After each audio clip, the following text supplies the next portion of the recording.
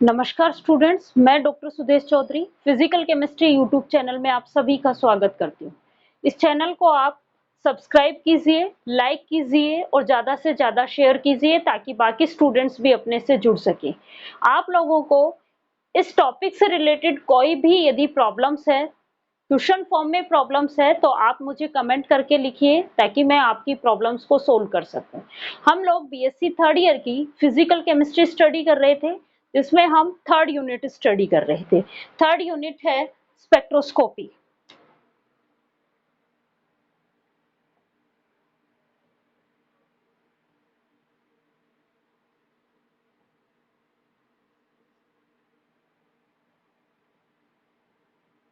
इस स्पेक्ट्रोस्कोपी में अभी तक हमने जो जो टॉपिक स्टडी कर लिए एक बार मैं बता रही हूँ। सबसे पहले हमने इस स्पेक्ट्रोस्कोपी की डेफिनेशन स्टडी की। उसके बाद हमने इलेक्ट्रोमैग्नेटिक रेडिएशंस को डिफाइन किया। हमने ये कहा कि इलेक्ट्रोमैग्नेटिक रेडिएशंस जो हैं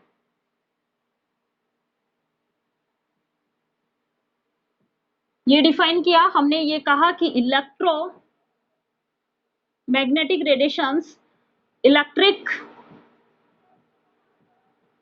रेडिएशंस और मैग्नेटिक रेडिएशंस एक दूसरे के यहाँ क्या होती हैं, परपेंडिकुलर होती हैं, और ये अपने प्रोपोगेशन स्पेस में भी ये क्या होती हैं, परपेंडिकुलर्स होती हैं। ठीक है। उसके बाद हमने इस इलेक्ट्रोमैग्नेटिक रेडिएशंस का स्पेक्ट्रा पढ़ा। इलेक्ट्रोमैग्नेटिक स्पेक्ट्रम स्टडी किया। इस स्पेक्ट्रम में हमने इन इलेक्ट्रोमैग्नेटिक रेडिएशंस डिफरेंट रेडिएशंस को डिफरेंट एरियाज में डिवाइड किया था। ठीक है। उसके बाद हमने इस स्पेक्ट्रम की डेफिनेशन स्टडी की।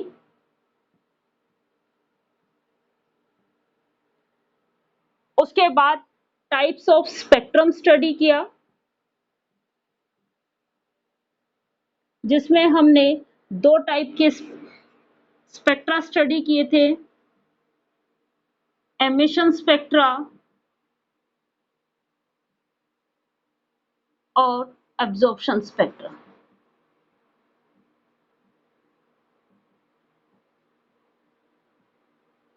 उसके बाद फिर से फर्दर इनको डिवाइड किया था हमने कंटिन्यूअस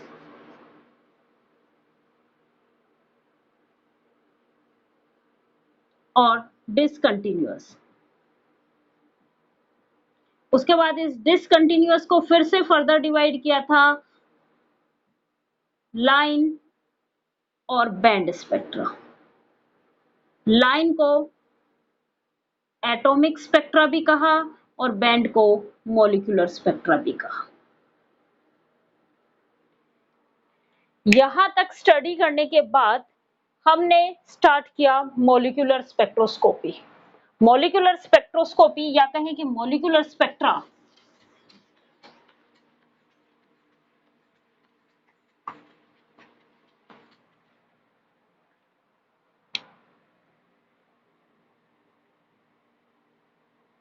मॉलिक्यूलर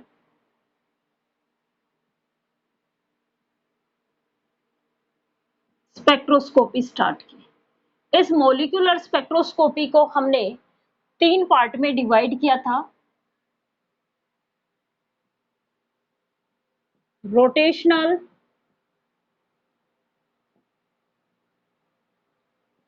स्पेक्ट्रोस्कोपी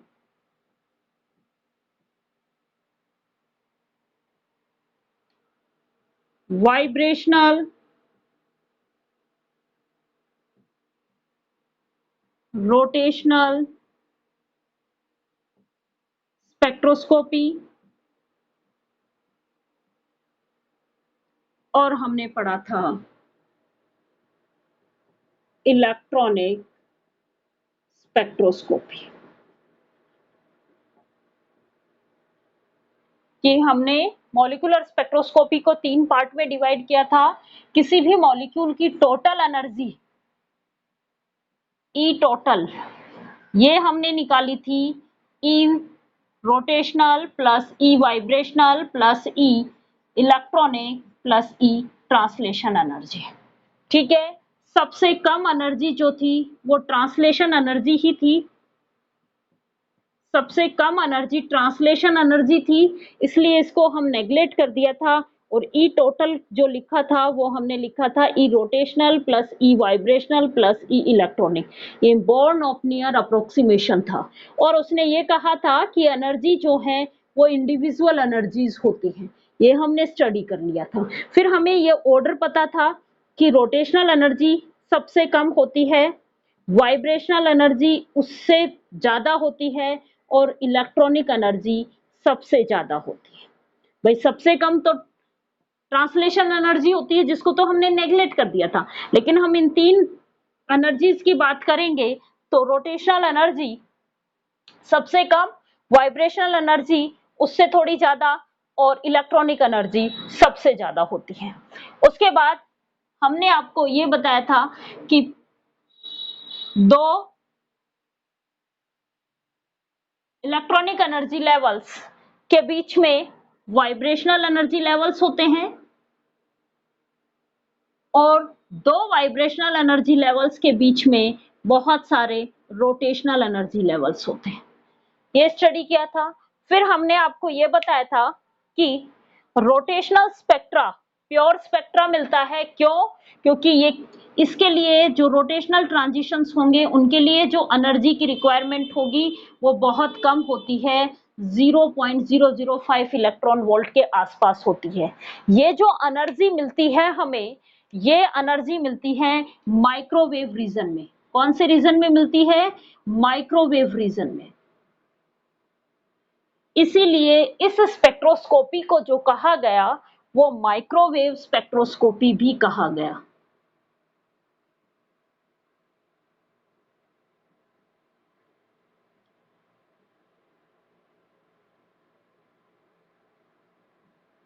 इस स्पेक्ट्रोस्कोपी में केवल और केवल रोटेशनल ट्रांजिशंस ही होंगे, ओनली रोटेशनल ट्रांजिशंस ही होंगे। इसके आधार पे हमने वाइब्रेशनल स्पेक्ट्रोस्कोपी में दो तरीके के मॉडल स्टडी किए थे। रोटेशनल स्पेक्ट्रोस्कोपी में दो तरीके के मॉडल्स स्टडी किए थे। कौन से? रिजिड रोटेटर मॉडल और नॉन रिजिड रोटेटर मॉडल। इस मॉडल के लिए हमने एनर्जी निकाली थी ई जे बार, उसकी वैल्यू थी बी जे प्लस 1। और इस मॉडल के लिए हमने एनर्जी निकाली थी ई जे बार, ये थी B J plus 1 minus D J square J plus 1 का होल स्क्वायर सेंटीमीटर इनवर्स में। उसके बाद हमने जो स्टडी किया था वो ये बताया था कि यहाँ तो जो स्पेक्ट्रल लाइंस होती हैं उनके बीच का जो गैप होता है वो इक्वल होता है। दो स्पेक्ट्रल लाइंस के बीच की डिस्टेंस इक्वल होती है, कांस्टेंट होती है और उसकी वैल्यू 2b होती है। लेकिन यहाँ पे हमने बताया कि जैसे जैसे j की वैल्यू बढ़ती जाएगी वैसे वैसे इन स्पेक्ट्रल लाइंस के बीच की डिस्टेंस भी कम होती हुई चली जाएगी। हायर जे वैल्यू पे बी की वैल्यू जो है वो डिक्रीज हो जाती है। हायर जे वैल्यू पे बी की वैल्यू डिक्रीज होगी तो 2b भी क्या हो जाएगा आपका? डिक्रीज हो जाएगा। इसका रीजन ये बताया कि नॉन रिजिड रोटेटर मॉडल में तो हमने ये कहा था कि उनके बीच की जो बॉन्ड लेंथ है r वो चेंज नहीं होती है, नॉट चेंज। लेकिन ऐसा नहीं होता है, रोटेशन के दौरान उनके बीच की बॉन्ड लेंथ चेंज होती है। बॉन्ड लेंथ चेंज होगी तो बॉन्ड लेंथ जो b है वो आपका इनवर्सली प्रोपोर्शनल होता है I के, और I की वैल्यू होती है न्यू आर स्क्वायर, तो b जो है वो इनवर्सली प्रोपोर्शनल हो गया न्यू आर स्क्वायर के, और b जो है वो इनवर्सली प्रोपोर्शनल हो गया आर स्क्वायर के। इसका मतलब आर स्क्वायर की वैल्यू, आर की वैल्यू इंक्रीज होगी तो बी की वैल्यू क्या होगी? डिक्रीज होगी। तो हायर जे वैल्यू पे बी की वैल्यू क्या हो जाती है? डिक्रीज हो जाती है, उन स्पेक्ट्रल लाइंस के बीच में डिस्टेंस कम हो जाती है। उसके बाद हमने आइसोटॉपिक इफेक्ट स्टडी किया था कि आइसोटॉपिक इफेक्ट, क्योंकि बी जो है वो आपका डिपेंड करता है आई के ऊपर, और आई से हम ये कह सकते हैं कि इनडायरेक्ट रूप में बी जो है वो डिपेंड करता है न्यू के ऊपर, इनवर्सली प्रोपोर्शनल होता है न्यू के, और न्यू जो होता है वो होता है रिजिड मास m1 m2 upon m1 plus m2। ठीक है, अब बी जो है वो डिपेंड करेगा इनके मासेस पे, तो मास चेंज होगा तो बी की वैल्यू भी चेंज होगी। तो जो हैवियर आइसोटॉप्स हैं उनका मास इंक्रीज हो गया, मास इंक्रीज हो गया तो बी क्या हो गया, डिक्रीज, तो वो तो उनका बी डिक्रीज हो जाता है, और जो जिसका मास कम होगा उनका बी क्या होगा, ज्यादा होगा। इसलिए इसका यूज हम आइसोटॉप आइडेंटिफाई करने के लिए काम में लिया जाता है, किसी मॉलिक्यूल में प्रेजेंट आइसोटॉप की रिलेटिव अबंडेंस को फाइंड आउट करने के लिए काम में लिया जाता है। ये तो था रोटेशनल स्पेक्ट्रोस्कोपी। इसके लिए जो एनर्जी रिक्वायर थी वो 0.005 इलेक्ट्रॉन वोल्ट ही थी, तो ये तो बहुत कम एनर्जी थी जो कि हमें कौन से रीजन में मिल रही थी, माइक्रोवेव रीजन में मिल रही थी। इसलिए इस स्पेक्ट्रोस्कोपी को माइक्रोवेव स्पेक्ट्रोस्कोपी भी कहते हैं। ये सबसे सिंपल फॉर्म होती है, इसका स्पेक्ट्रा भी सिंपल मिलता है क्योंकि इसमें केवल और केवल रोटेशनल ट्रांजिशंस ही होंगे। अब आता है दूसरा, आज से हम स्टार्ट कर रहे हैं वाइब्रेशनल रोटेशनल स्पेक्ट्रोस्कोपी। सबसे पहले हम पढ़ेंगे वाइब्रेशनल स्पेक्ट्रा क्या होते हैं।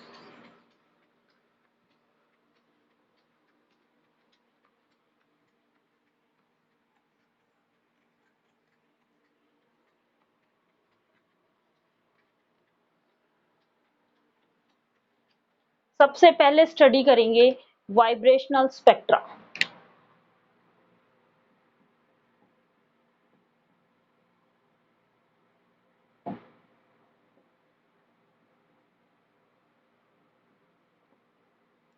Vibrational spectra, vibrational energy EV की वैल्यू ग्रेटर देन होती है ईआर से, मीन्स वाइब्रेशंस करवाने के लिए, मॉलिक्यूल्स में वाइब्रेशंस क्रिएट करवाने के लिए हायर एनर्जी की रिक्वायरमेंट होती है, पहली बात।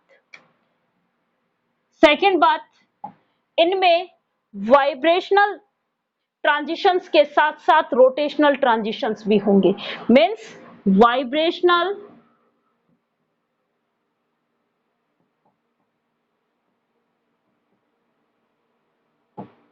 Transition and rotational transition.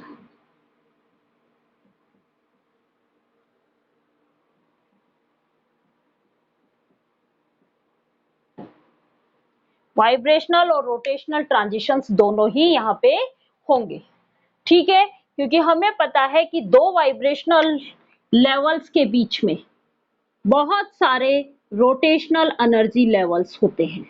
दो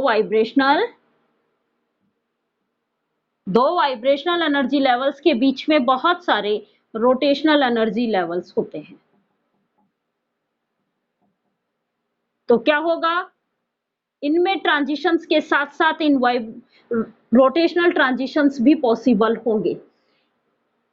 तीसरी बात, जिस तरीके से रोटेशनल एनर्जी क्वांटाइज्ड थी वैसे ही वाइब्रेशनल एनर्जी भी क्या होती है, क्वांटाइज्ड होती है। ईवी भी क्या है हमारी, क्वांटाइज्ड एनर्जी।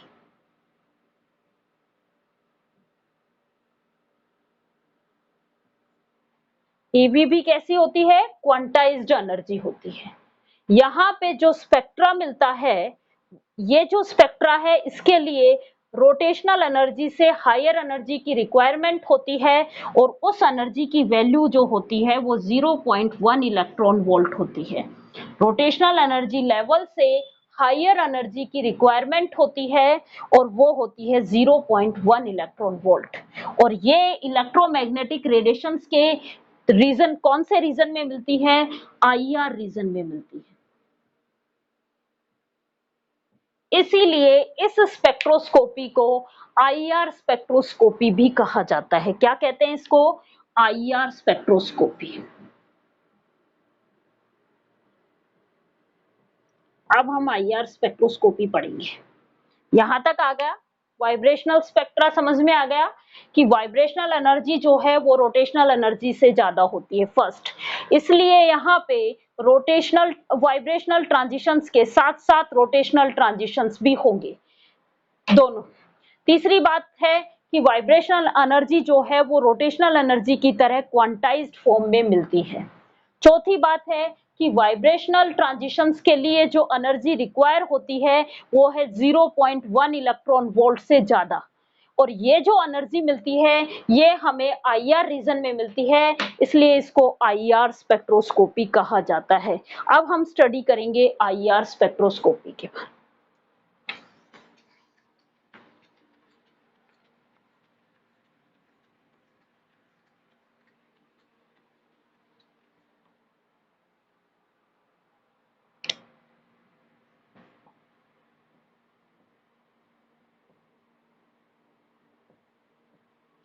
वही है कि आईआर रीजन में जब हम किसी भी मॉलिक्यूल को आईआर रीजन में की रेडिएशंस डालते हैं तो वो जो एनर्जी लेता है वो मॉलिक्यूल, तो उसमें रोटेशनल ट्रांजिशंस के साथ वाइब्रेशनल ट्रांजिशंस भी होंगे, और इससे रोटेशनल स्पेक्ट्रा के साथ साथ वाइब्रेशनल स्पेक्ट्रा भी आएगा। इसलिए इस स्पेक्ट्रोस्कोपी को रोटेशनल वाइब्रेशनल स्पेक्ट्रोस्कोपी कहा जाता है। इसमें जो इलेक्ट्रोमैग्नेटिक रेडिएशंस, इस रीजन में जो इलेक्ट्रोमैग्नेटिक रेडिएशंस का जो रीजन मिलता है वो हमें मिलता है 0.8 माइक्रो टू 200 माइक्रो के बीच में। आईआर रीजन, आईआर जो रीजन है इलेक्ट्रोमैग्नेटिक रेडिएशंस के कौन से रीजन में मिलता है?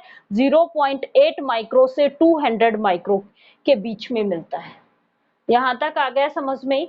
उसके बाद फर्स्ट पॉइंट, उसके बाद इस स्पेक्ट्रोस्कोपी की स्टडी को ध्यान में रखते हुए आईआर स्पेक्ट्रोस्कोपी को या आईआर रीजन को हम 3 पार्ट में डिवाइड करते हैं। कौन कौन से? Near IR, ordinary IR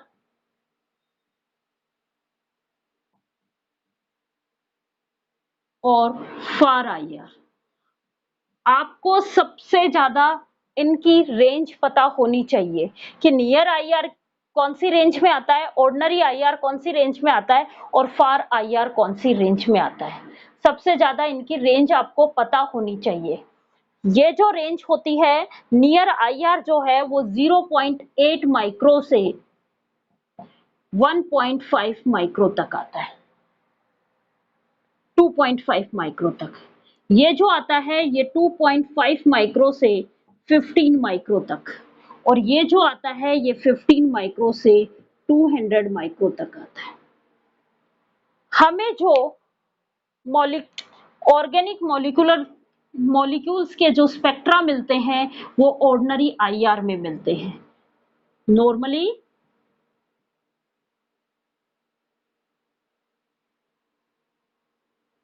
organic molecule spectra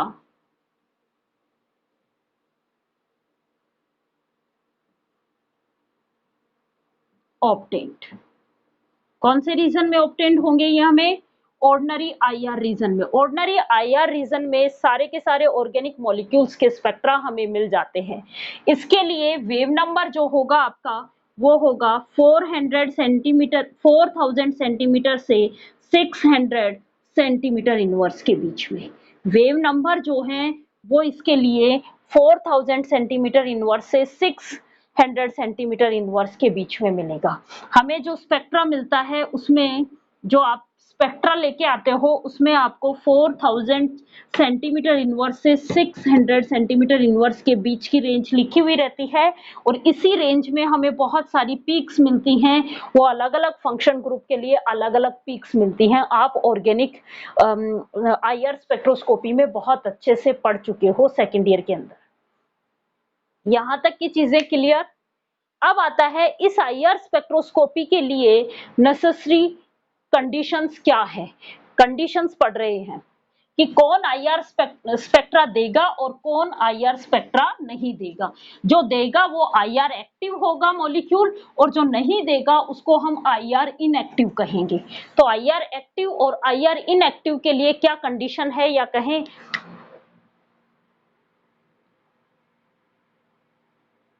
condition for IR spectra. किसी भी मॉलिक्यूल का आईआर स्पेक्ट्रा लेने के लिए क्या कंडीशन होनी चाहिए। दो कंडीशंस पढ़ेंगे।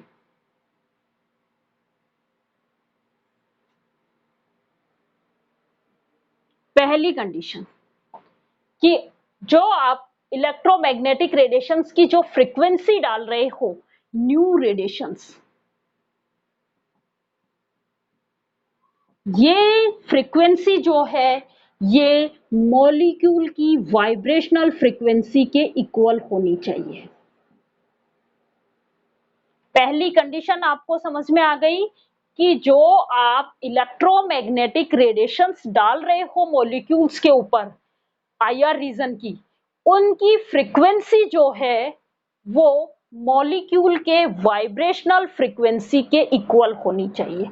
न्यू मॉलिक्यूल, ये मॉलिक्यूल की वाइब्रेशनल फ्रीक्वेंसी है और ये रेडिएशंस की फ्रीक्वेंसी है। जिससे इलेक्ट्रोमैग्नेटिक रेडिएशंस डाली है ये उसकी फ्रीक्वेंसी है। पहली कंडीशन कि ये जो रेडिएशंस डाली है इनकी फ्रीक्वेंसी मॉलिक्यूल की वाइब्रेशनल फ्रीक्वेंसी के इक्वल होगी, तो ही आईआर स्पेक्ट्रा हम ले सकते हैं। ठीक है, ऐसा क्यों होता है, रीजन क्या है कि वाइब्रेशंस के दौरान उनका डाइपोल्स जो होते हैं, पॉजिटिव और नेगेटिव डाइपोल्स, ये भी रोटेट करते हैं। इनमें भी क्या होता है, रोटेशन होता है। क्या होगा, रोटेशन होगा। तो जब इनमें रोटेशन होगा इन डाइपोल्स में, तो क्या है कि ये जो डाइपोल्स के रोटेशंस के दौरान जो फ्रीक्वेंसी आई है, इनकी जो फ्रीक्वेंसी आई है, ये फ्रीक्वेंसी यदि इस रेडिएशंस की फ्रीक्वेंसी के इक्वल होगी तो ही मॉलिक्यूल इन रेडिएशंस को अब्सॉर्ब करेगा।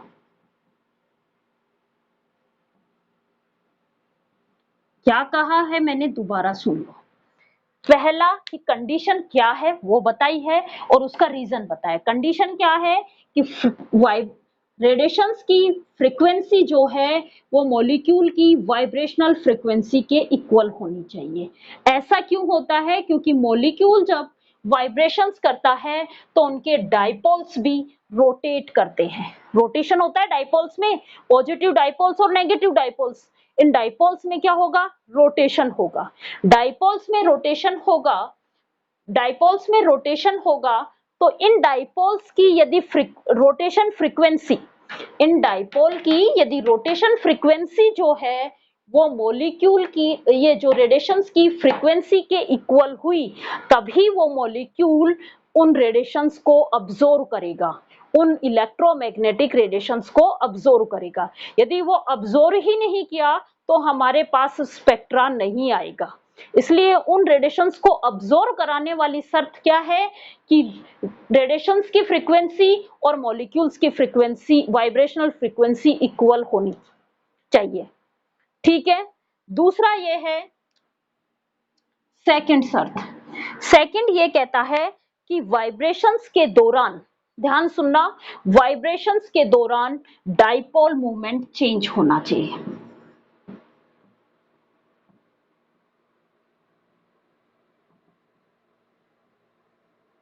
क्या होना चाहिए, डाइपोल मूवमेंट में चेंज आना चाहिए।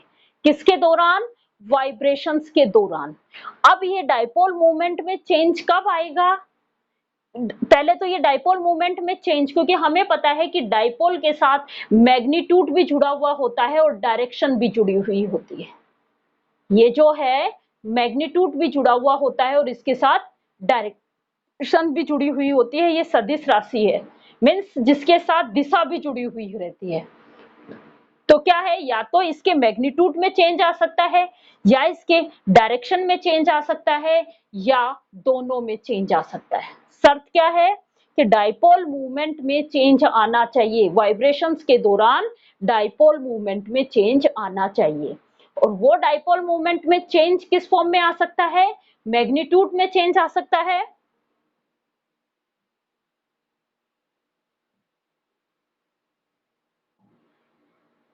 मैग्नीट्यूड में आ सकता है, या डायरेक्शन में आ सकता है,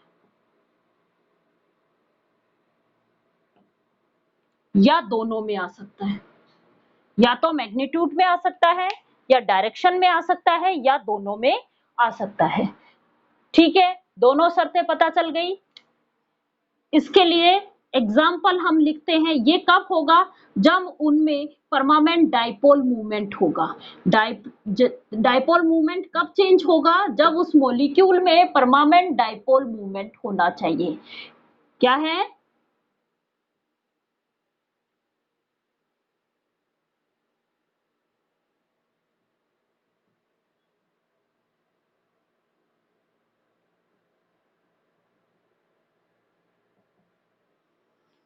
परमानेंट डाइपोल मूवमेंट उसमें होना चाहिए। एग्जाम्पल के तौर पे आपका बात करें हम, H2N2O2 होमोडाई एटॉमिक मॉलिक्यूल्स है। सारे के सारे होमोडाई एटॉमिक मॉलिक्यूल IR इनएक्टिव होते हैं, याद रखना, क्योंकि इनके अंदर डाइपोल मूवमेंट नहीं है और न ही वाइब्रेशंस के दौरान इनके डाइपोल मूवमेंट में चेंज होता है। तो ये क्या है, IR इनएक्टिव। क्या है ये, IR इनएक्टिव। अब हम CO2 की बात कर रहे हैं। CO2 इस फॉर्म में होता है जब इसके सिमेट्रिक स्ट्रेचिंग की बात कर रहे हैं। कौन सी बात कर रहे हैं, सिमेट्रिक स्ट्रेचिंग। मैं आगे पढ़ाऊंगी आपको सिमेट्रिक स्ट्रेचिंग वाइब्रेशंस, पढ़ाऊंगी आपको किस टाइप के वाइब्रेशंस होते हैं, स्ट्रेचिंग और बेंडिंग वाइब्रेशंस। वो आगे हम पढ़ेंगे कि सिमेट्रिक किसे कहते हैं, एसिमेट्रिक किसे कहते हैं, आगे आप स्टडी करोगे। सिर्फ इतना सा याद रख लो अभी तो कि सिमेट्रिक स्ट्रेचिंग वाइब्रेशन पीक जो आती है वो IR इनएक्टिव होंगी। सिमेट्रिक स्ट्रेचिंग पीक्स या वाइब्रेशन पीक्स, कौन सी नाम ले रही हूं मैं, सिमेट्रिक स्ट्रेचिंग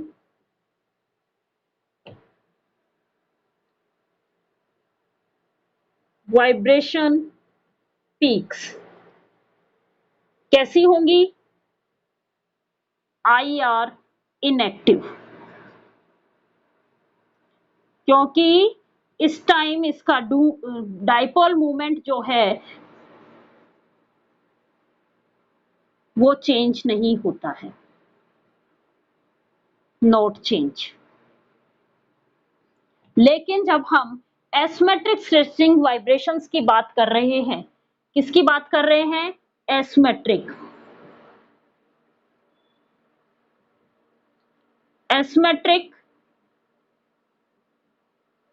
स्ट्रेचिंग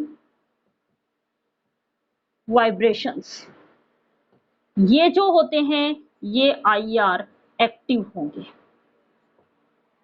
ये IR इनएक्टिव होंगे। CO2 की बात कर रही हूं, CO2 हमारा लीनियर होता है, जब इसमें सिमेट्रिक स्ट्रेचिंग वाइब्रेशन होते हैं तो ये IR इनएक्टिव होगा, और एसिमेट्रिक स्ट्रेचिंग वाइब्रेशंस में ये IR एक्टिव होगा। आपको यहाँ तो सिर्फ इतना सा ही याद रख लो कि सिमेट्रिक स्ट्रेचिंग, क्योंकि जब तक आपको सिमेट्रिक स्ट्रेचिंग वाइब्रेशंस नहीं समझ में आएंगे और एसिमेट्रिक स्ट्रेचिंग वाइब्रेशंस नहीं समझ में आएंगे, जब तक आप ये नहीं समझ पाओगे कि ये क्यों इनएक्टिव है और क्यों एक्टिव है। यहां तक आपको सिर्फ इसका एक एग्जांपल के तौर पे याद रखना, ये इंपॉर्टेंट एग्जांपल है, लगभग इसी से रिलेटेड पूछा जाता है कि CO2 की stretching symmetric stretching vibration peak IR active है या नहीं है। तो आपको ध्यान होना चाहिए कि सिमेट्रिक वाले जो हैं वो IR इनएक्टिव है, क्योंकि इस दौरान इनके डाइपोल मूवमेंट में कोई भी चेंजेस नहीं आता है। और एसिमेट्रिक स्ट्रेचिंग पीक्स जो आती हैं, वाइब्रेशन पीक्स आती हैं, वो आईआर एक्टिव होती हैं, क्योंकि इस दौरान इनके क्या चेंज आता है, डाइपोल मूवमेंट में चेंज आता है। वो हम देखेंगे किस तरीके से डाइपोल मूवमेंट, जब मैं आपको ये पीक्स पढ़ाऊंगी तो वापस आपको समझाऊंगी कि मैंने वहां आपको बताया था। ठीक है, अब देख लो, इसकी वापस से मैं एक बार रिवाइज करा देती हूँ। आईआर स्पेक्ट्रा के लिए कंडीशंस दो कंडीशंस हैं। पहली कंडीशंस क्या है कि रेडिएशंस को कब ऑब्जर्व करेगा, जब मॉलिक्यूल की फ्रीक्वेंसी जो है वो रेडिएशंस की फ्रीक्वेंसी के इक्वल होगी। मॉलिक्यूल्स की वाइब्रेशनल फ्रीक्वेंसी जो है वो मॉलिक्यूल की रेडिएशंस की फ्रीक्वेंसी के इक्वल होगी, तभी वो क्या करेगा, इन रेडिएशंस को अब्सॉर्ब करेगा। ठीक है, चलो आगे। दूसरे में क्या है कि उनका डाइपोल मूवमेंट चेंज होना चाहिए। ये डाइपोल मूवमेंट जो चेंज हो रहा है, या तो मैग्नीट्यूड में चेंज होना चाहिए, या डायरेक्शन में चेंज होना चाहिए, या दोनों में चेंज होना चाहिए। किसी में भी चेंजेस आने चाहिए, उसके डाइपोल मूवमेंट में चेंजेस आने चाहिए। अगर आपसे पूछा जाए कि होमोडाई एटॉमिक मॉलिक्यूल्स आईआर एक्टिव होते हैं कि इनएक्टिव, हमेशा आईआर इनएक्टिव होते हैं, क्योंकि इनके डाइपोल मूवमेंट में कोई भी चेंजेस नहीं आता। डाइपोल मूवमेंट के लिए इलेक्ट्रोनेगेटिविटी होनी चाहिए उस मॉलिक्यूल्स में। यहाँ दोनों सेम एटम्स से जुड़े हुए हैं, ये मॉलिक्यूल H2 की बात करें, सेम एटम से जुड़ा हुआ है। जब पोल ही नहीं है तो इसमें क्या न है, डाइपोल भी नहीं है। जब इसमें, क्योंकि वो तो क्या हो, उसके डाइपोल मूवमेंट के लिए क्या होना चाहिए, पॉजिटिव और नेगेटिव पोल बनने चाहिए। पॉजिटिव और नेगेटिव पोल्स बनेंगे तभी तो उसमें डाइपोल मूवमेंट क्रिएट होगा। और डाइपोल इसमें क्या है, इनमें सब में सेम एटम से जुड़े हुए रहते हैं, इसलिए इनमें न तो पॉजिटिव पोल होता है और न ही नेगेटिव पोल होता है, इसलिए इनके डाइपोल मूवमेंट में भी चेंजेस नहीं आते हैं। तो ये आईआर इनएक्टिव होंगे। और CO2 की बात करें तो CO2 में asymmetric stretching vibration peaks IR active मिलती हैं, और symmetric stretching vibration peak IR inactive मिलती हैं। ये आपको ध्यान रखना है। ठीक है, आज इतना ही। कल की क्लास में हम ये जो आप बात कर रहे हैं स्ट्रेचिंग पीक्स, स्ट्रेचिंग वाइब्रेशंस क्या हैं, मैं फिर इनको दो पार्ट में डिवाइड किया, ये पढ़ेंगे हम, स्ट्रेचिंग और बेंडिंग। और उसके बाद स्ट्रेचिंग को कितने पार्ट में डिवाइड किया, बेंडिंग को कितने पार्ट में डिवाइड किया। मीन्स कल हम पढ़ेंगे वाइब्रेशंस, मॉलिक्यूल्स में कितने टाइप के वाइब्रेशंस क्रिएट होते हैं। Thank you.